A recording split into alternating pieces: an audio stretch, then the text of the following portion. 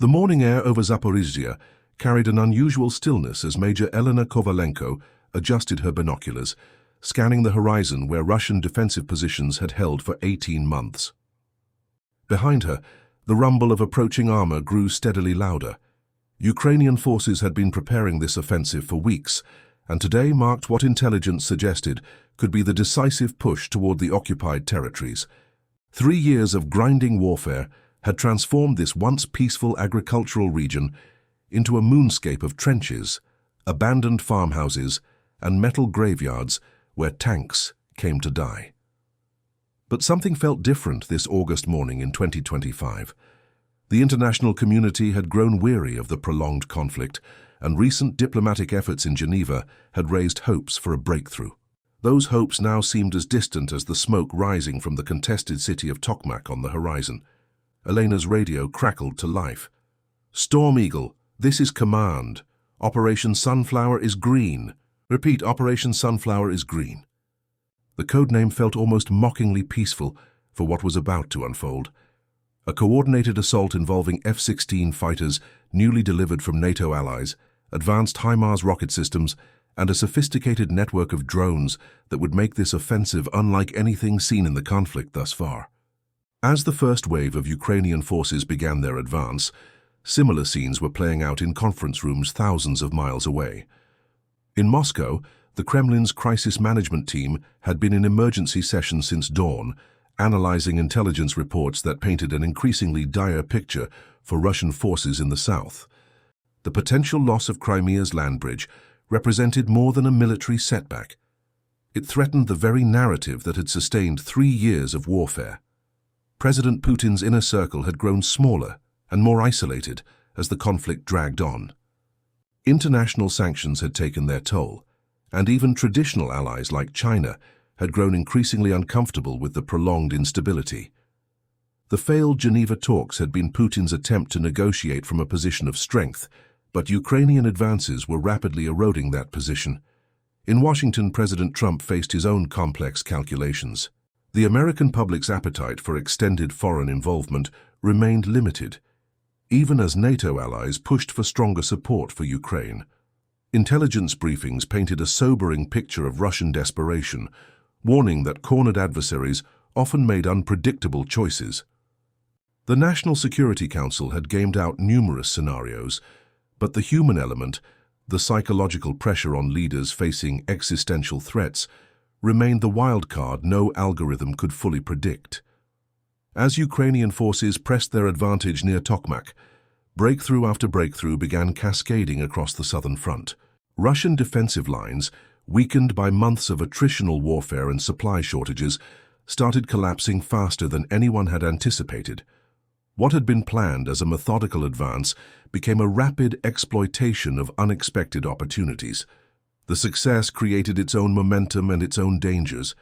Each kilometer gained brought Ukrainian forces closer to cutting off Russian forces in Crimea, a prospect that Moscow had repeatedly declared unacceptable. In the space of 48 hours, the strategic situation that had remained relatively stable for months underwent a fundamental transformation. Intelligence analysts in capitals across the world began updating their assessments, aware that rapid changes on the battlefield often created the conditions for equally rapid escalation. By the third day of the offensive, Ukrainian forces had advanced further than their most optimistic projections. The recapture of strategically vital positions sent shockwaves through Russian command structures and political leadership. In Moscow, emergency meetings stretched through the night as officials grappled with a reality that their earlier confident assessments had failed to anticipate. The world watched nervously as reports filtered out of the combat zone. Social media carried fragments of information, videos of abandoned Russian equipment, aerial footage of advancing Ukrainian columns, intercepted communications suggesting confusion in Russian ranks. But beneath the tactical details, a deeper transformation was occurring. The psychological balance that had sustained 3 years of grinding conflict was shifting, creating the conditions for decisions that would echo far beyond the wheat fields of Zaporizhzhia. The Geneva peace talks collapsed with stunning swiftness on the 4th day of Ukraine's offensive. Putin's negotiating team, led by Foreign Minister Lavrov, had arrived with terms that assumed Russian forces still held strong defensive positions across southern Ukraine. As reports of Ukrainian breakthroughs flooded in during the first session, the Russian delegation's demeanor shifted from confidence to barely concealed panic. Trump's negotiators, working through back-channel communications with Chinese intermediaries, had crafted what they believed was a face-saving framework for both sides. But the rapidly changing battlefield dynamics rendered their carefully constructed proposals obsolete within hours. When Ukrainian forces captured the strategic railway junction at Polohy on the talks' second day, effectively severing a critical supply line to Russian forces in Zaporizhzhia, Lavrov received an encrypted message that caused him to excuse himself from the negotiating table. The call lasted 17 minutes. When Lavrov returned, his face had taken on the grayish pallor that experienced diplomats recognized as the look of a man who had just received orders that contradicted every instinct for self-preservation. "The Russian Federation," he announced to the stunned room, "finds the current proposals incompatible with our fundamental security interests. We are suspending our participation in these proceedings." Within 6 hours, the Russian delegation was airborne, leaving behind a trail of cancelled meetings and bewildered international mediators. Trump's team immediately began working phones across multiple time zones, sensing that something catastrophic was unfolding beyond the normal rhythm of diplomatic theater. In Moscow, Putin's Security Council convened in the underground facility beneath the Kremlin, known only to a handful of senior officials. The reports from the Southern Front had grown increasingly desperate throughout the day. General Gerasimov's military briefing painted a picture of cascading failure across multiple defensive lines. Ukrainian forces, supported by NATO intelligence and advanced weaponry, were achieving breakthrough rates that exceeded even their own optimistic projections. The psychological impact on Russian leadership cannot be understated. For 3 years, the conflict had maintained a grinding, attritional character that, while costly, seemed manageable from Moscow's perspective. The sudden possibility of losing Crimea, the crown jewel of Putin's territorial acquisitions, represented an existential threat to the political narrative that had sustained his regime through years of international isolation and economic hardship. At 1447 Moscow time, Putin signed Presidential Order 2847Z. The document, classified at the highest levels of state secrecy, authorized the use of tactical nuclear weapons against what it termed critical military infrastructure supporting the NATO-backed offensive against Russian territories. The order specified a single target, the Ukrainian logistics hub near Nikopol, where intelligence indicated massive concentrations of Western-supplied weaponry and ammunition were being staged for the continuing offensive. The weapon selected was a variable-yield tactical warhead with an estimated output of 10 kilotons, roughly 2/3 the destructive power of the bomb that devastated Hiroshima. It would be delivered by a Tu-22M3 bomber, flying at high altitude, designed to detonate approximately 800 meters above the target to maximize the electromagnetic pulse effect against electronic systems while minimizing immediate fallout dispersion. At 11:23 local time, the weapon detonated above the sprawling military depot that had become the nerve center of Ukraine's southern offensive. The initial flash, brighter than 1,000 suns, was visible from over 50 kilometers away. Security cameras in the city of Dnipro, 30 kilometers distant, registered the burst of light before their circuits failed from the electromagnetic pulse. The blast wave traveled outward at supersonic speed, crushing buildings and vehicles within a 2-kilometer radius.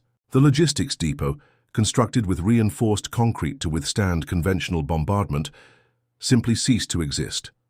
Personnel within 500 meters of ground zero were vaporized instantaneously, their bodies subjected to temperatures exceeding those found on the surface of the sun. Beyond the immediate destruction zone, the effects were no less devastating for being gradual. Radiation levels spiked to lethal doses across a much wider area. Ukrainian soldiers and civilians who had survived the initial blast found themselves experiencing symptoms that medical training had never prepared them to recognize: severe nausea, bleeding from the nose and gums, and a profound weakness that seemed to drain the life from their bodies hour by hour. The small towns of Marganets and Kamianska, located downwind of the blast, became evacuation zones as radiation detectors registered readings that sent emergency response teams into panic. Within hours, a stream of refugees began flowing north toward Dnipro, many unaware that they carried with them the invisible contamination that would claim additional lives in the days and weeks to come. The world had crossed a threshold that military strategists had theorized about, but hoped never to witness. For the first time since 1945, nuclear weapons had been used in anger against human targets, and the implications of that terrible precedent began rippling outward at the speed of global communications networks. The first confirmation of nuclear weapon use came not through military channels, but from a Polish radiation monitoring station near the Ukrainian border. At 11:47 local time, automated sensors registered a sudden spike in gamma radiation levels that triggered emergency protocols across multiple European monitoring networks. Within minutes, similar readings appeared at stations in Romania, Slovakia, and even as far away as Finland. In Brussels, NATO's Crisis Management Center received the alert at 12:03. The duty officer's hands trembled as he reached for the red phone that connected directly to Secretary-General Stoltenberg's office. The conversation lasted less than 30 seconds, but its implications would reshape global geopolitics within hours. Article 4 consultation, immediate, Stoltenberg ordered, his voice betraying none of the shock that the situation demanded. President Trump was in the middle of a campaign rally in Ohio when his Secret Service detail received the flash message. The sight of agents suddenly surrounding the podium and the president being whisked away mid-sentence sent ripples of confusion through the crowd and watching media. Within 40 minutes, Trump was aboard Air Force One, flying toward Washington while receiving briefings that no American president had ever hoped to hear.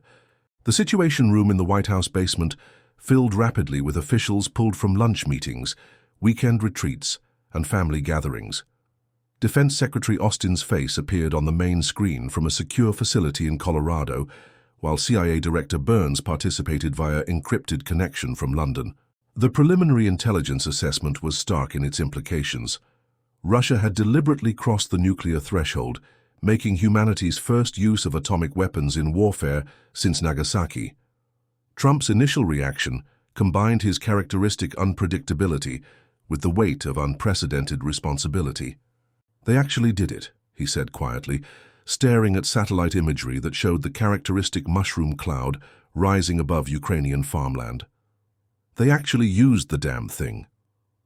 His advisors waited for the volcanic eruption of anger that typically followed such moments, but instead encountered something far more unsettling, a president grappling with decisions that could determine whether civilization survived the next 72 hours. The Pentagon's response options, prepared during countless war games and theoretical scenarios, suddenly felt inadequate when confronted with reality. General Milley's voice carried over the secure connection from the National Military Command Center. "Mr. President, we have 3 primary response frameworks. Option Alpha involves immediate conventional retaliation against Russian nuclear facilities. Option Bravo focuses on massive conventional response against Russian forces in Ukraine, while avoiding escalation to strategic weapons. Option Charlie implements graduated response while maintaining strategic ambiguity about our nuclear intentions." Across the Atlantic, European capitals erupted into emergency sessions. In London, Prime Minister Sunak convened an emergency Cobra meeting while scrambling to contact other NATO allies. The British nuclear submarine fleet received new orders, moving to positions that hadn't been occupied since the darkest days of the Cold War. French President Macron reached at his country residence, authorized the immediate elevation of France's nuclear forces to maximum alert status. In Berlin, Chancellor Scholz faced a nightmare scenario that German post-war politics had never truly prepared for. The country's complicated relationship with both military force and nuclear weapons created paralyzing tensions within the governing coalition. As Geiger counters across eastern Germany registered elevated readings from fallout crossing the Polish border, the theoretical became terrifyingly concrete. Poland's response was immediate and uncompromising. President Duda declared a national emergency and invoked Article 4 of the NATO treaty. arguing that radioactive contamination crossing into Polish territory constituted an attack on NATO soil. Romanian officials, monitoring similar contamination in their eastern territories, quickly joined the Polish position. The alliance faced its most severe test since its founding, with the specter of nuclear escalation hanging over every decision. China's reaction came through carefully orchestrated silence, followed by unprecedented diplomatic activity. President Xi Jinping's emergency Politburo meeting lasted through the night, as Chinese leadership grappled with a scenario that threatened to drag the world's second-largest economy into a conflict it had studiously avoided. The immediate suspension of all dual-use technology exports to Russia sent a signal that Beijing understood the gravity of the moment, even as Chinese diplomats began working frantically to prevent further escalation. In Moscow, the hours following the nuclear strike saw a regime struggling to control a narrative that was rapidly escaping its grasp. State media initially presented the weapon use as a demonstration of resolve and a proportionate response to NATO aggression. But behind the propaganda facade, Putin's inner circle found itself dealing with consequences that their theoretical planning had never fully anticipated. The international financial markets opened to chaos as automated trading systems responded to news algorithms detecting nuclear weapon use. Stock markets plunged across Asia, with circuit breakers halting trading in multiple exchanges.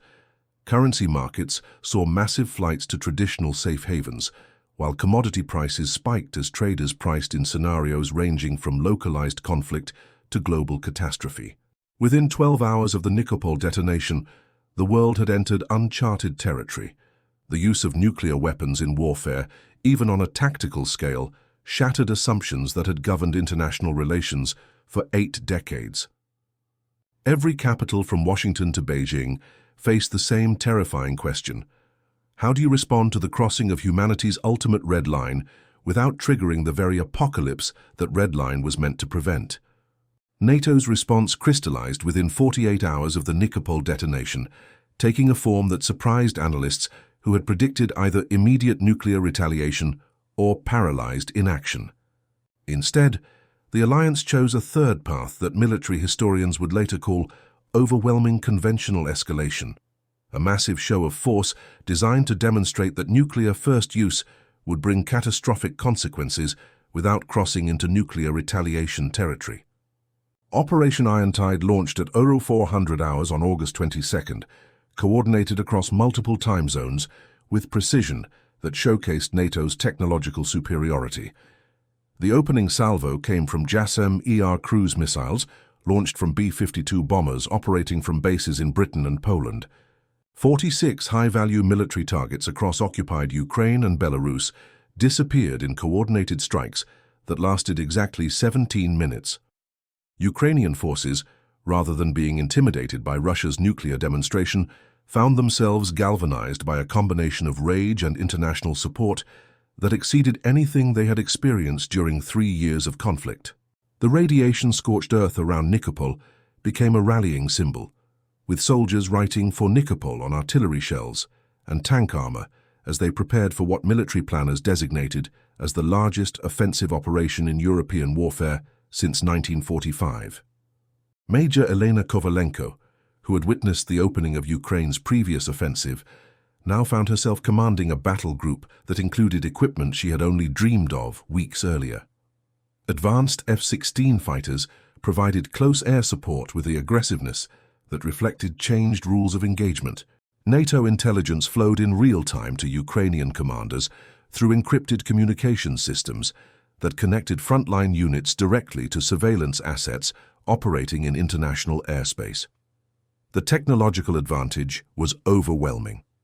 Storm Shadow cruise missiles, delivered in quantities that suggested NATO arsenals had been opened without reservation, systematically dismantled Russian air defense networks across the southern front. Advanced electronic warfare systems jammed Russian communications across broad areas, while cyber warfare units launched attacks that paralyzed logistics networks stretching back to Russian territory. Most devastating of all were the coordinated drone swarms that opened each phase of the offensive. Drawing lessons from conflicts in Nagorno-Karabakh and Syria, Ukrainian forces deployed hundreds of unmanned aerial vehicles in coordinated attacks that overwhelmed Russian air defenses through sheer volume. The psychological effect on Russian forces, already shaken by their leadership's nuclear decision, proved as important as the physical destruction. Within 72 hours, Ukrainian forces had not only recaptured the Nikopol area, but advanced to positions that threatened the entire Russian defensive structure in Zaporizhzhia. The speed of the advance caught even Ukrainian commanders by surprise, as Russian units that had held positions for months suddenly began withdrawing in disorder. The international dimension of the offensive was unprecedented.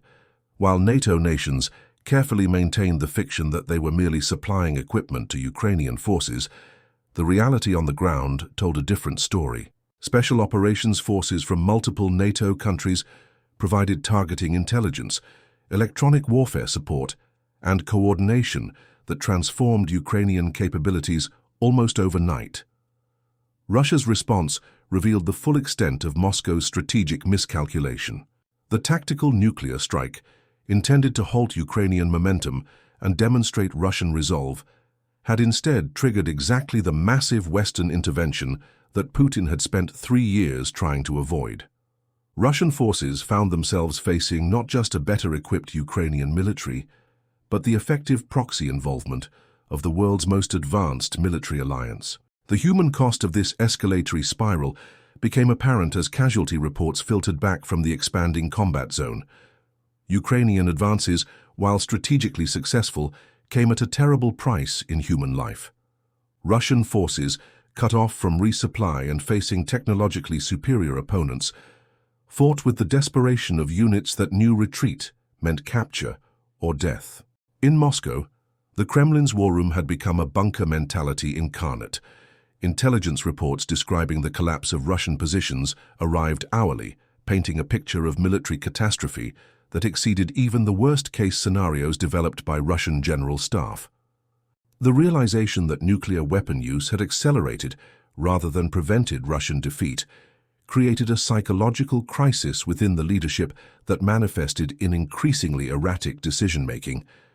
Chinese leadership watched these developments with growing alarm. President Xi's phone calls with Putin, previously characterized by cordial cooperation, now carried undertones of barely concealed panic.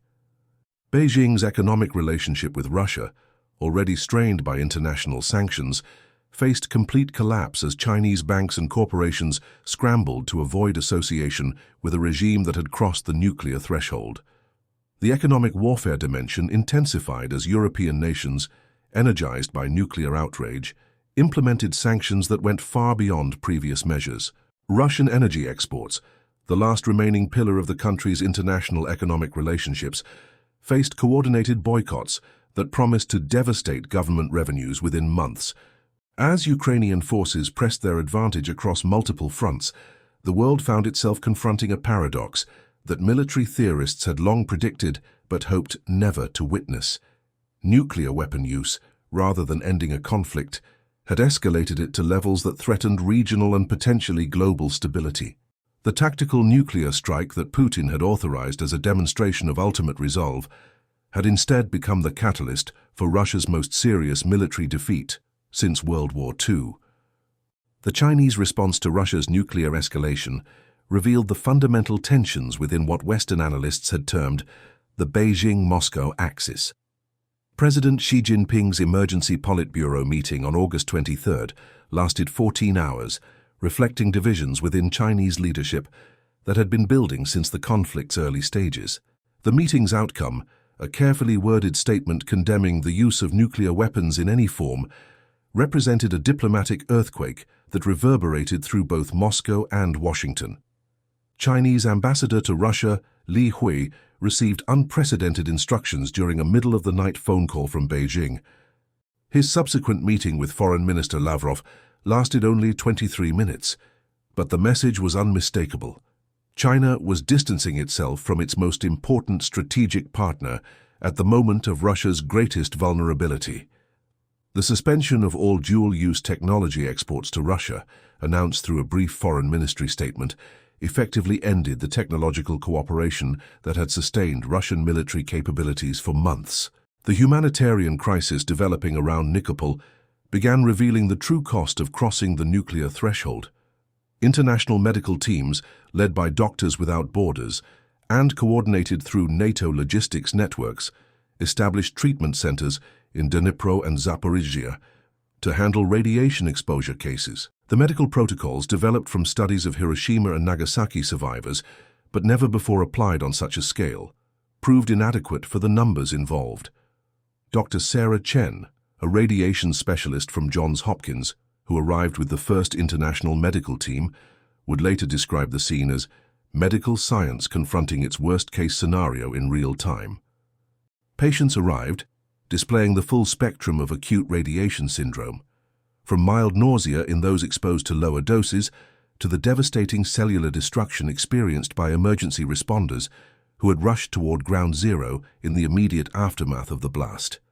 The psychological trauma extended far beyond the immediate blast zone. Across Eastern Europe, populations that had lived under the nuclear shadow during the Cold War found themselves confronting their deepest fears made manifest. Emergency services in Poland and Romania reported massive increases in calls from citizens convinced they were experiencing radiation sickness symptoms, while sales of potassium iodide tablets and Geiger counters stripped pharmacies and electronics stores across the region. Moscow's internal dynamics grew increasingly unstable as the full implications of Putin's decision became apparent. Intelligence reports reaching Western capitals suggested growing dissent within the Russian military leadership, particularly among commanders who understood that nuclear escalation had isolated Russia diplomatically, while failing to achieve any meaningful military advantage. General Gerasimov, publicly supportive of the nuclear decision, privately expressed concerns to trusted associates about the sustainability of current strategy. The economic dimension of Russia's isolation accelerated beyond anyone's projections. China's banking sector, terrified of secondary sanctions from the United States and European Union, began freezing Russian accounts and terminating financial relationships that had provided crucial economic lifelines. The ruble's collapse, triggered by capital flight and international sanctions, reached levels that threatened the basic functioning of the Russian economy. Within Russia itself, public reaction defied government expectations.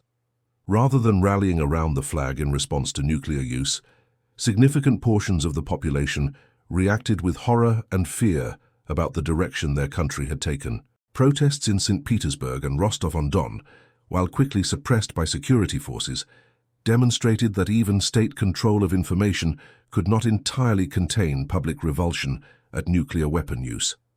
The international order that had governed nuclear weapons policy since 1945 found itself in unprecedented territory. The Nuclear Non-Proliferation Treaty regime, built on the assumption that nuclear weapons were deterrent tools rather than battlefield implements, lacked mechanisms for responding to tactical nuclear use in regional conflicts. Emergency sessions of the UN Security Council devolved into mutual recriminations, with Russia and China blocking resolutions while NATO members demanded immediate action. International financial markets continued their downward spiral as algorithmic trading systems struggled to price assets in a world where nuclear weapons had returned to active military use. The London Metals Exchange suspended trading in uranium futures, while insurance companies began invoking force majeure clauses for policies covering Eastern European operations. Lloyd's of London faced potential bankruptcy as nuclear-related claims threatened to overwhelm the global reinsurance market. Trump's administration found itself navigating between competing pressures from NATO allies demanding stronger responses and domestic political considerations that favored avoiding direct confrontation with Russia. Intelligence assessments painted increasingly dire pictures of Russian leadership psychology, with CIA analysts warning that Putin's decision-making had entered what one classified report termed catastrophic risk territory. The humanitarian refugee crisis exceeded all previous projections, as populations fled not just active combat zones, but areas potentially affected by radioactive contamination. The sight of families carrying Geiger counters alongside personal belongings created images that humanitarian organizations compared to the worst refugee crises of the post-World War II era. European Union emergency coordination centers activated protocols designed for natural disasters, but the unique challenges of potential radiation exposure overwhelmed existing systems. Processing centers struggled to screen refugees for contamination while providing basic humanitarian support, creating bottlenecks that left thousands of people in legal and medical limbo. As the fourth day following the nuclear strike drew to a close, radiation monitoring stations across Europe continued reporting elevated readings that painted a grim picture of atmospheric dispersion. Weather patterns had carried radioactive particles across broader areas than initial projections suggested, creating contamination patterns that would require environmental monitoring for decades to come. The world found itself confronting a reality that theoretical scenarios had never fully captured. Nuclear weapon use in the modern era created cascading consequences that extended far beyond immediate military effects, threatening the stability of international systems that had evolved assuming such weapons would never again be used in anger. The resolution came not through grand diplomatic initiatives, but through the slow recognition that both sides had stumbled toward an abyss that neither could survive crossing.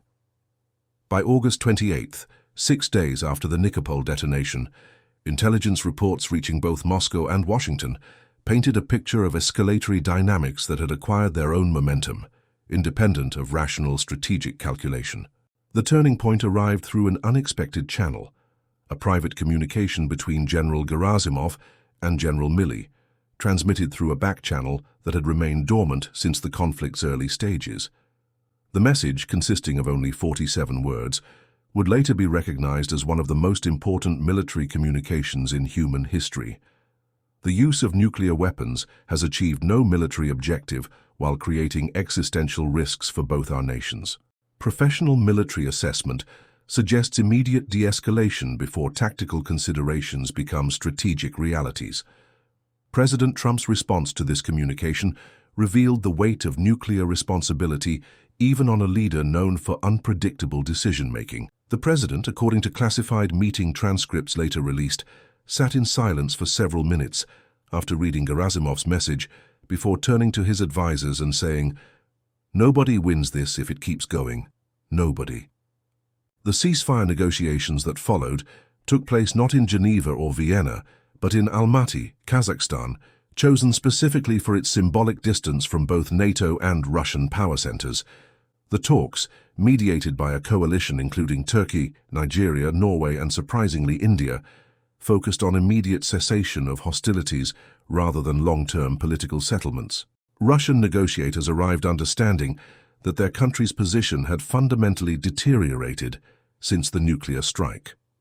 Rather than demonstrating strength, the tactical nuclear use had isolated Russia diplomatically while failing to prevent military defeat on the ground. Ukrainian forces, now equipped with NATO weapons systems that earlier diplomatic considerations had prevented, controlled territories that Russia had held for 2 years. The humanitarian imperative ultimately drove the agreement that emerged from Almaty. International medical organizations presented evidence that continued fighting in contaminated areas was creating exposure risks that extended far beyond military personnel. Children in refugee camps across Eastern Europe were beginning to show symptoms consistent with radiation exposure, creating moral pressure that transcended geopolitical calculations. The ceasefire agreement, signed on September 3rd, established a demilitarized zone around the Nikopol blast site that would remain under international monitoring for an indefinite period. Crimea's status was left deliberately ambiguous, with neither Russian nor Ukrainian flags flying over the peninsula, a temporary arrangement that both sides understood might become permanent. The long-term consequences extended far beyond the immediate conflict zone. The global nuclear order, built on assumptions of rational deterrence and clear escalation ladders, required fundamental reconsideration. Nuclear weapons had been used for coercive purposes and had failed catastrophically, creating precedents that would influence international relations for generations. Economic recovery proved slower than anyone anticipated. Russian GDP contracted by 47% in the year following the nuclear strike. As international isolation combined with internal political instability to create conditions resembling the Soviet Union's final collapse. China's economy, despite early distancing from Russia, suffered significant disruption as global supply chains adjusted to new geopolitical realities. The medical legacy of Nikopol became a permanent reminder of nuclear weapons' true cost.